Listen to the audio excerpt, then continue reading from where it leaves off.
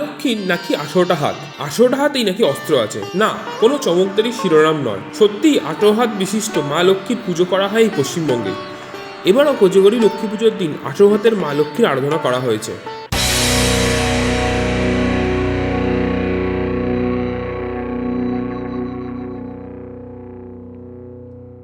মালদার বামনগোলা ব্লকে জগদ্দলা গ্রাম পঞ্চায়েতে সারদা তীর্থ আশ্রমে 18 হাতের মহালক্ষ্মীর পুজো করা হয়।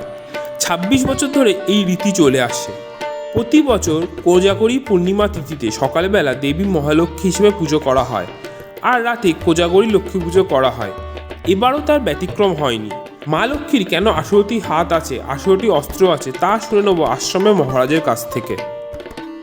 আমাদের এই গাঙ্গুরিয়া শ্রী শ্রী সারদা কীর্তনে এই 18 হাতের মহালক্ষ্মীর পুজো প্রত্যেক বছরেই হয়ে থাকে। এটা মানে দুর্গা দেবীর এক রূপ হচ্ছে এই মহালক্ষ্মী দেবী।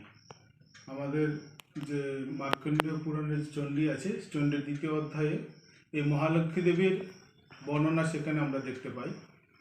মানে দেবী দুর্গাই মহালক্ষ্মীর রূপ একটা ধারণ করেছেন। মহিষাসুরের যে সৈন্য আছে সেই সৈন্যদের নিধন করার জন্য, তাদেরকে বধ করার জন্য তিনি এই মহালক্ষ্মী রূপ ধারণ করেছিলেন। সেই পুজোটাই আমরা এই লক্ষ্মী পুজোর দিন সকালবেলা মহালক্ষ্মী রূপে আমরা পুজো করে থাকি, এবং সন্ধ্যাবেলায় আবার লক্ষ্মী, কোজাগরী লক্ষ্মী হিসেবেও তাকে পুজো করে থাকি আমরা। আচ্ছা, কখন এই পুজোটা কীভাবে শুরু হয়েছিল? শুরু হয়েছিল আমাদের মহারাজ যিনি রয়েছেন স্বামী গিরিজাত্মানন্দ, এই আশ্রমের তিনি প্রতিষ্ঠাতা। তিনি 1998 সালে এই আশ্রমটা প্রতিষ্ঠা করেছিলেন। তার 2-1 বছর পর মানে 2000 সাল থেকে তিনি এই মহালক্ষ্মী পুজো তিনি প্রথম শুরু করেছিলেন। আচ্ছা, 18টা হাত কেন, বিশেষত্ব কি? 18 হাতটার বিশেষত্ব হচ্ছে যে দেবীর 18 হাতে 18টা অস্ত্র রয়েছে কিন্তু। হ্যাঁ, মানে পুরাকালে আমরা যেরকম দেখি তিনি মহিষাসুর এবং তার যে সৈন্য সামন্ত আছে সে সমস্ত সৈন্যদের সঙ্গে যুদ্ধ করার জন্য তিনি বিভিন্ন হাতে বিভিন্ন অস্ত্র ধারণ করেছিলেন। মানে সমস্ত দেবতাদের একটা শক্তি নিয়ে একটা নারী রূপ ধারণ করেছিল, এবং তারা প্রত্যেকেই তারা অস্ত্র দিয়েছিলেন মানে দেবী দুর্গাকে, এবং সেই দুর্গাই এখানে মহালক্ষ্মী হিসাবে তিনি আমাদের সামনে আবির্ভূত হয়েছেন। অর্থাৎ প্রত্যেকটা 18টা হাতেই তার অস্ত্র রয়েছে, এবং এই 18 হাতে তার যেমন বজ্র রয়েছে,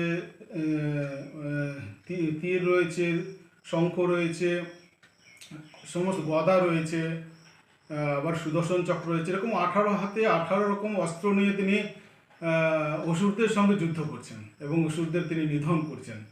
এই জন্যেই এটা দেখানো হয়েছে যে তিনি 18 হাতে যত অপশক্তি আছে, যত আসরিক শক্তি আছে, তাদেরকে তিনি ধ্বংস করার জন্য তিনি এসেছিলেন।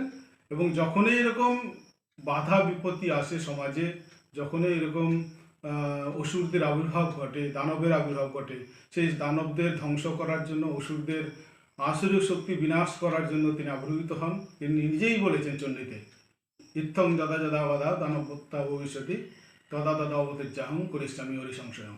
মানে যখনই এরকম দানবদের আবির্ভাব ঘটে তিনি আবির্ভূত হয়ে তিনি দানবদের ধ্বংস করেন। তো সেই দেবীকে আমরা এখানে আরাধনা করছি, যে আমাদের সমাজের বুকে যত এরকম দানবীয় শক্তি আছে, যত আসরিক শক্তি আছে, সেগুলো যাতে ধ্বংস হয়ে যায় তার কাছে আমরা শক্তি প্রার্থনা করার জন্য এই 18 হাতের দেবীর মানে মহালক্ষ্মী দেবীর আমরা আজকে আরাধনায় ব্রতী হয়েছি।